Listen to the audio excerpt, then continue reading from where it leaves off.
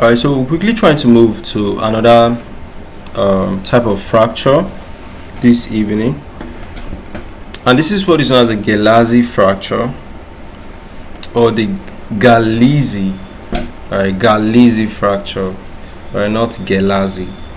So for the Galeazzi fracture, we'll look at different types of them, or quite a number of them.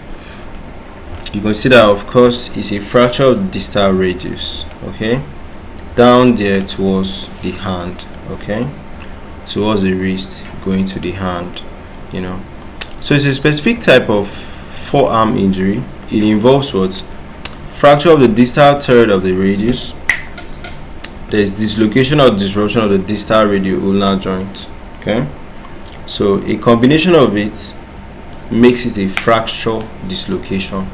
So fracture of the distal third, dislocation of the radioulnar joint. Do you understand? So you're having two things coming in. See, dislocation of this, fracture of this. So together you're having a Galeazzi fracture, you know. So it sometimes refers to as fracture of necessity because it always requires what? Surgical treatment. Do you understand? So surgery here is necessary, you know. So causes and mechanism, it typically result from what? Fall on the outstretched hand.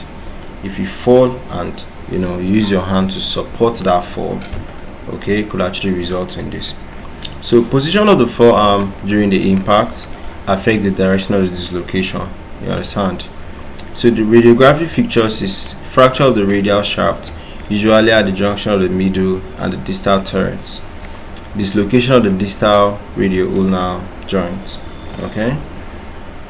So clinical signs is pain and swelling at the wrist and forearm. Then possibly you can have issues with the anterior interosseous nerve. Okay. So risks of compartment syndrome too.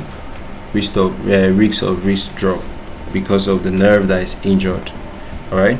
So treatment is open reduction and internal fixation of the radius and stabilization of the distal radioulnar joints. So children may be treated with close reduction due to what? Better healing potentials. Okay. So that's it for these two fractures.